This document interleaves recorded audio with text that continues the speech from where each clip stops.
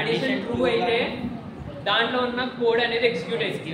అదే ఒక కండిషన్ అనేది ఫాల్స్ అయితే కోడ్ అనేది ఎగ్జిక్యూట్ అవ్వకుండా నెక్స్ట్ లైన్కి జంప్ అవుతామా లేకపోతే అక్కడితో ఎండ్ అయిపోవడమా మనం ఇచ్చిన కోడ్ బట్టి ఉంటుంది. ఓకేనా? కండిషనల్ స్టేట్మెంట్స్ ఏమేమి ఉంటాయి?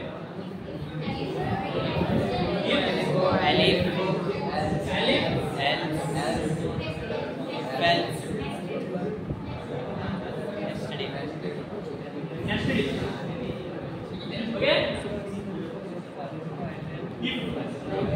ఇఫ్ అనేది ఒక కండిషనల్ స్టేట్మెంట్ ఉన్నప్పుడు యూజ్ చేస్తాం. ఫర్ ఎగ్జాంపుల్ ఇప్పుడు ఇఫ్ అనేది ఫ్లో చార్ట్ చూద్దాం. ఫస్ట్ ఇక్కడ కండిషన్ ఉంటుంది కదా, ఫస్ట్ ఒక కండిషన్ ఉంది. ఓకేనా? ఈ కండిషన్ అనేది అరే ఫస్ట్ ఇఫ్ అనేది చూద్దాం. వినండి, ఇఫ్ కండిషన్ చూద్దాం. ఫర్ ఎగ్జాంపుల్ ఒక కండిషన్ ఉందిరా, కండిషన్ ఉన్నప్పుడు ఇఫ్ కండిషన్ లోకి వెళ్తుంది అనమాట. ఇఫ్ కండిషన్ లోకి వెళ్ళి అది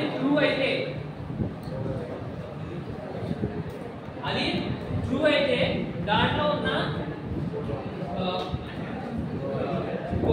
కోడ్ అనేది ఎగ్జిక్యూట్ అవుతుంది. ఓకేనా? ఇది స్టేట్మెంట్ అనుకుందాం. అదే ఫాల్స్ అయినప్పుడు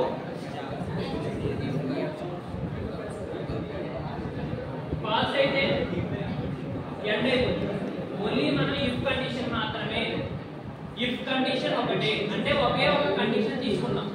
ఓకేనా? ఇఫ్ కండిషన్ అంటే ఫస్ట్ ఒక కండిషన్ ఇచ్చారనుకో, ఆ కండిషన్ ఇఫ్ కండిషన్ చెక్ చేసుకుంటుంది.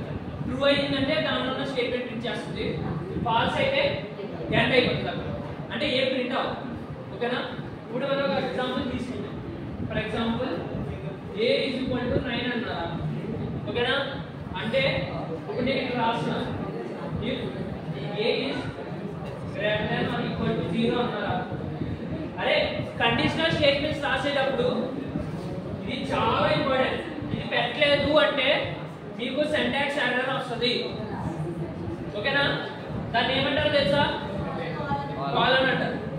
అండ్ ఇంకొక మెయిన్ కండిషనల్ స్టేట్మెంట్ రాసేటప్పుడు మెయిన్ ఇంకోటి ఏంటంటే ఇండెంటేషన్. ఇండెంటేషన్ అంటే 4 స్పేసెస్ ఉంటుంది అనమాట. ఎక్కడి నుంచి 1 3 4 అలా 4 స్పేసెస్ అది ఆటోమేటిక్ ఇచ్చేస్తుంది. కానీ మీరు కోడ్ రాసేటప్పుడు మాత్రం 4 స్పేసెస్ లీవ్ చేసి రాయాలి. ఇక్కడి నుంచి ఇక్కడ print a is greater than 0 అని మనం ఇక్కడ రాస్తాం. ఓకేనా? అంటే ఇప్పుడు ఈ కండిషన్ చెక్ చేసుకుంటారా? a is greater than 0 అని నేను చెప్పాను. ఇక్కడ చెప్పిన తర్వాత ఇది ట్రూ అయిందనుకో లోపల ఉన్న కండిషన్ లోకి వస్తుంది. కండిషన్ లోకి వచ్చి ఇది ట్రూ అయిందనుకో, ఇది ట్రూ కదా, a అంటే is greater than or equal to 0 కాబట్టి అది ట్రూ కాబట్టి ఈ బ్లాక్ ఆఫ్ సెంటెన్స్ ప్రింట్ చేస్తాం. ఓకేనా? అదే ఫాల్స్ అయిందనుకో మనం ఇక్కడ బయట రాసుకోవచ్చు.